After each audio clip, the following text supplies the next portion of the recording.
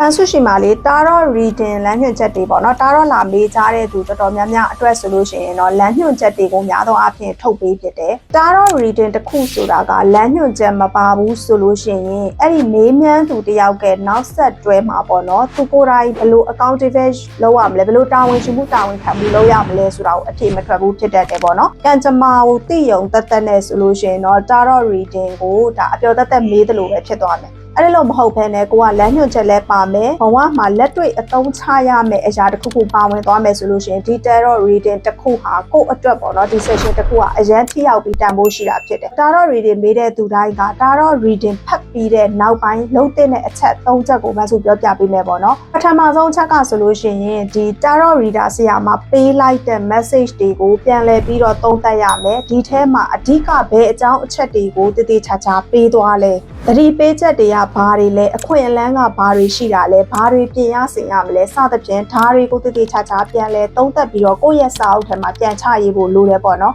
်အဲ့ဒါပထမဆုံးအဆင့်ဖြစ်တယ်တာတော့ကနေပြီးတော့ဒီဘက်ကနေဟောစရန်ဖတ်ပေးတာပဲဖြစ်ဖြစ်ပေါ့ပေးလိုက်ပြီဆိုတဲ့အခါကျလို့ရှင်ဒီထဲမှာပါနေတဲ့သတိပေးချက်တွေအခွင့်အလမ်းတွေနဲ့ပြင်ရန်ဆင်ရန်အချက်တွေကိုသင်ကပြုလုပ်ရမှာပဲဖြစ်တယ်ပေါ့နော်နောက်ဒုတိယအချက်အနေနဲ့ဆိုလို့ရှိရင်အဲ့ဒီထွက်လာတဲ့ message တွေပေါ်မှာမူတည်ပြီးတော့မှသင်ကလက်တွေ့လှုပ်ဆောင်ရမယ့် action plan လို့ခေါ်တာပေါ့နော်လက်တွေ့လှုပ်ဆောင်ရမယ့် plan တစ်ခုကိုကိုယ်တိုင်သုံးသပ်ဆုံးဖြတ်ချက်နဲ့ပြန်လည်ပြီးတော့ချရေးရမှာဖြစ်တယ်။ reading တစ်ခုပြီးသွားတိုင်းမှာဘန်စုတို့တွေကဒီတိုင်းလေးပဲဖတ်လိုက်တယ်စိတ်ချမ်းမြေ့သွားတယ်စိတ်ချမ်းသာသွားတယ်ဆိုတဲ့အရာလေးတစ်ခုထဲမှာနေထားတာမဟုတ်ဘဲနဲ့အော်ဒါလုံးဝမှာပါလားဆိုတဲ့သိတဲ့ဟာလေးတစ်ခုထဲမှာနေမဟုတ်ဘဲနဲ့လက်တွေ့ပြန်လဲပြီးတော့ကိုယ့်ဘဝထဲမှာလုံးရဖို့အရာကိုတည်တည်ချာချာလုပ်ရမယ်ပေါ့အဲ့ဒီကနေစပြီးတော့မှကိုကပထမဦးဆုံးအနေနဲ့ဘာစတင်ပြီးလုပ်ရမယ်ဘာကိုစပြီးတော့လက်တွေ့လုပ်ကိုင်ဆောင်ရွက်ရမယ်ဆိုတာပေါ့နော်ဒါမျိုးလေးတွေ action plan တည်တည်ချာချာချပြီးတဲ့အခါကျတော့မှလက်တွေ့လုပ်ကိုင်ဆောင်ရွက်ရမှာဖြစ်တယ်အဲ့တော့လမ်းညွှန်ချက်ကနေပြီးတော့လက်တွေ့လုပ်ဆောင်ချက်ဖြစ်သွားတယ်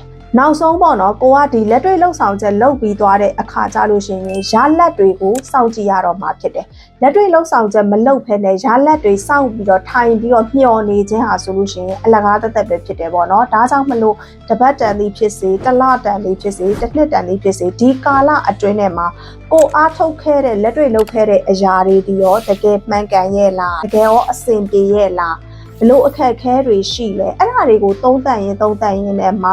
တကယ်ကိုလက်တွေ့ကြလှုပ်ဆောင်သွားရင်လည်းဒီဘက်ကရလက်တွေကိုလည်းသုံးသပ်သွားမယ်ဆိုတဲ့အခါကြလို့ရှိရင်ကိုလိုချင်တဲ့အဖြေဟာကိုယ့်ဘဝထဲမှာချက်ချင်းရောက်လာမှာဖြစ်တယ်ပေါ့နော်။ဒါကြောင့်မလို့တာတော့လမ်းညွှန်ချက်ယူတယ်တာတော့ reading ဖတ်တယ်ဆိုတဲ့သူတွေဒီကံကြမ္မာနမိတ်သက်သက်ကိုသိယုံမျှလောက်ပဲမဟုတ်ဘဲနဲ့မှာလမ်းညွှန်ချက်တွေကိုတည်ချာပြန်လဲသုံးသပ်ပြီးတော့ကိုယ့်ဘဝထဲမှာလက်တွေ့လှုပ်ဆောင်ရန်ဆောင်ရွက်ချက်တွေရဲ့ပြီးတော့ရလက်တွေကိုပြန်လဲသုံးသပ်ခြင်းတွေရဲ့လှုပ်ဆောင်မယ်ဆိုတဲ့အခါကျရင်အဲ့ဒါကတစ်ခုဆိုတစ်ခုအရန်ကိုထိရောက်တဲ့လောက်ကင်ဆောင်ရွက်ချက်ဖြစ်တယ်ပေါ့နော်။ပန်းစုတို့တွေဒီဘယ်အရာမှလွယ်မနေဘူး။ကံကြမ္မာဆိုတာဒီကတ်တကတ်ထဲကနေဆုံးဖြတ်ပေးတဲ့အရာလည်းမဟုတ်သလို reading တစ်ခုထဲကနေလည်းဆုံးဖြတ်သုံးသပ်ပြီးလို့ရတဲ့အရာမဟုတ်တဲ့အတွက်ကြောင့်မလို့ကိုယ့်ရဲ့လက်ရှိအခက်အခဲလက်ရှိပြဿနာကိုဖြေရှင်းဖို့ရာပေါ့နော်။ဒီလိုမျိုးလက်ညွှန်ချက်ရပြီးပြီဆိုလို့ရှိရင်နောက်ကလက်တွေ့လှုပ်ဆောင်ချက်ဒီအဓိကပါဝင်တယ်။ပြီးရင်လက်တွေ့လှုပ်ဆောင်ပြီးတဲ့အခါမှာသုံးသပ်ဆုံးဖြတ်ချက်တွေကလည်းပါဝင်သေးတယ်။အဲ့ဒီလိုအဖက်ဖက်ကပြည့်စုံသွားတဲ့အခါကြလို့ရှိရင်ကိုယ့်ရဲ့ကံကြမ္မာကောင်းကိုယူဆောင်လာနိုင်မှာဖြစ်တယ်ပေါ့နော်